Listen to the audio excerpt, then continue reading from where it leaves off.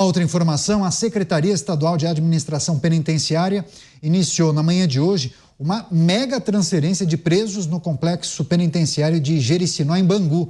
Ao todo, mais de 1.000 criminosos, 1.063 detentos, mudarão de cadeia em razão das reformas em uma casa de detenção, depois das autoridades encontrarem um túnel para uma fuga em massa. Esse plano foi descoberto no início desta semana, após suspeitas da Subsecretaria Operacional. Esse túnel estava sendo cavado perto do parlatório dos advogados, onde os presos conversam com as defesas por um interfone. Os criminosos usaram as ferramentas como enxadas e pás e instalaram iluminação para facilitar os trabalhos. Durante a transferência, alguns presos tentaram sair da unidade com celular. E aí os policiais penais apreenderam 80 aparelhos celulares. Vou começar essa com o delegado Palumbo, que já deve ter observado, inclusive, as informações, as fotografias que foram realizadas. Mais de 1.000 detentos transferidos. Será feita uma grande obra nesse pavilhão, delegado Palumbo. Agora, essa fuga que estava sendo arquitetada é impressionante, alguma coisa de filme, parece aqueles filmes de Hollywood, fuga de Alcatraz, um mega túnel sendo escavado ali embaixo, justamente onde os presos falam com as suas defesas, com os advogados. Peniato, isso é bem comum, viu? O preso ele tenta fugir o tempo todo. O que eles fazem? Eles cavam, colocam em roupas, né, que eles transformam como se fosse uma sacola, depois amarra, e assim que eles acabam de cavar, eles colocam toda essa terra de volta. Isso é muito natural. Eu posso falar isso com muita tranquilidade, porque quando eu estava no GOI, né, nós entrávamos nas cadeias quarta e sexta-feira, justamente para os policiais, naquela época eram policiais civis carcereiros, hoje são policiais penais, poder fazer ali a varredura. E muitas das vezes nós tínhamos que tirar absolutamente tudo da cela e dava um trabalho danado. Nós ficávamos 10, 12, 14 horas dentro da cadeia para que esse procedimento fosse realizado. Então a gente tem que parabenizar esses policiais penais que impediram essa fuga. Nós temos que parabenizar eles pela ação, né? E, diferentemente do que aconteceu com aquele presídio de segurança máxima, aonde num local que não havia nem superlotação de presos, apenas um preso por cela, os policiais ali acabaram dormindo, né? Não conseguiram tomar conta de uma tartaruga. Se eles estivessem fazendo esse procedimento de bater grade, porque como é que você faz para descobrir que tem um buraco? Já falei isso aqui, mas muitas pessoas não acompanharam.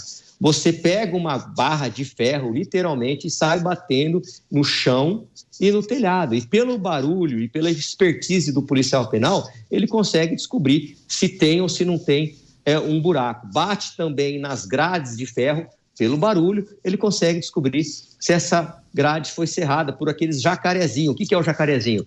É uma serrinha bem pequenininha que entra escondido, que muitas vezes passa batido nas revistas, inclusive entra em órgãos, no ânus de alguns presos, de alguns familiares de presos, para poder lá ele fazer esse corte dessas grades. Então o preso ele tenta o tempo todo fugir.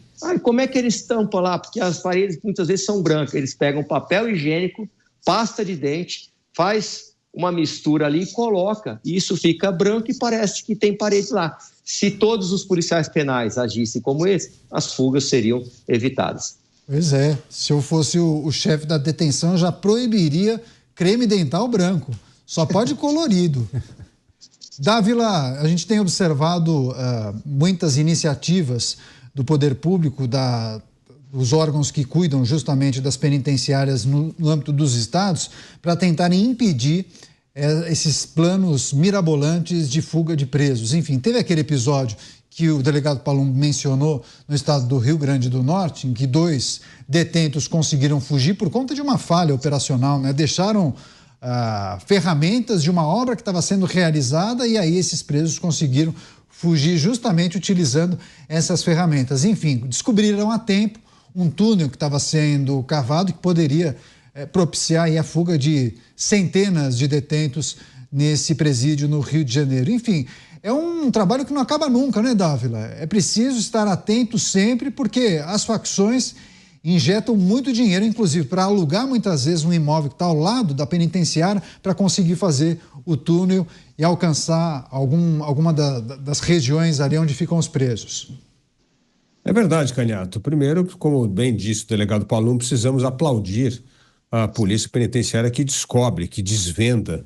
Agora, toda vez que se trata de uma fuga em massa, significa que o presídio está totalmente tomado por uma facção, porque não existe uma fuga em massa se uma facção não controla aquela cadeia. E nesse caso no Rio de Janeiro era o Comando Vermelho controlando a cadeia, ou seja, tem sim conivência de muita gente nesse sistema penitenciário para fazer um túnel deste tamanho para uma fuga em massa. Isso não é uma coisa que nem no caso lá da prisão federal, que as duas tartarugas eram duas pessoas. Aqui não, aqui é um trabalho que deve ter exigido muita movimentação e cumplicidade. Então, parabéns por desvendar esse grande túnel, mas precisamos aprofundar as investigações, porque isso significa o controle total do presídio de uma facção criminosa, e nesse caso, o Comando Vermelho. Pois é, Alan Gani, quando a gente fala de fuga em massa, como bem destacou o Luiz Felipe Dávila, por mais talentosos que sejam os bandidos, põe aspas aí, e muito dinheiro injetado, muito difícil que não tenha participação de servidores, né? E muitos acabam se corrompendo. Veja, o Dávila trouxe um ponto fundamental, né? Essas facções que dominam presídios e acabam muitas vezes operando o crime organizado de dentro do presídio conta, evidentemente, com a corrupção, né? De uma minoria, infelizmente, ali de agentes penitenciários ou da própria polícia, destaco novamente uma minoria e que conseguem, né? Ter ali regalias, realizar fugas, e algo que me chama muita atenção é o celular. O celular ali podendo entrar, né? O Palum pode dizer disso melhor do que eu, né? Mas o celular podendo ser utilizado dentro da cadeia, né? Então isso chama atenção, uma contradição aí da sociedade brasileira, né? Agora, Palumbo, essa é uma questão importante a gente trazer para o nosso público, que assim, parece comum que os presos hoje em dia se utilizem de telefone celular. Telefone celular é proibido nas penitenciárias, não pode ter telefone celular. Então a gente queria entender quais são as distorções que a gente observa hoje em grande parte das penitenciárias. São os celulares que acabam entrando, os presos se utilizam de drogas. Como essa droga acaba entrando? Tem a participação desses servidores carcereiros corruptos? Além disso, vira e mexe a gente escuta informação, uma notícia local, determinada cela tinha televisor, TV por assinatura, houve casos em que os presos recebiam garotas de programa. Qual é a situação dos presídios pelo Brasil? A situação é exatamente essa que você descreveu. Não entra só droga, entra bebidas alcoólicas também. Entra tudo, entra até picanha para eles fazer churrasco. Eles deveriam seguir o cardápio da cadeia. Mas como as facções têm muito dinheiro, eles acabam corrompendo pessoas. E não só funcionários públicos, mas alguém que vá visitá-lo. A visita íntima é uma vergonha. Porque basta a mulher lá parar na cadeia, se inscrever lá, eu sou a mulher dele, pronto, pode entrar. Não deveria ser assim, deveria ser um sistema mais rigoroso. Ela deveria comprovar que está numa união estável ou que está num casamento, mas não, entra-se quem quiser, basta você falar que é amante do preso que você vai entrar, né? E isso acaba corrompendo todo o sistema prisional. Como é que a gente faz para combater isso? Com bloqueador de celulares nas cadeias. Algumas cadeias têm bloqueador de celulares. Quando o preso tenta ligar, aqui em São Paulo nós temos exemplo disso.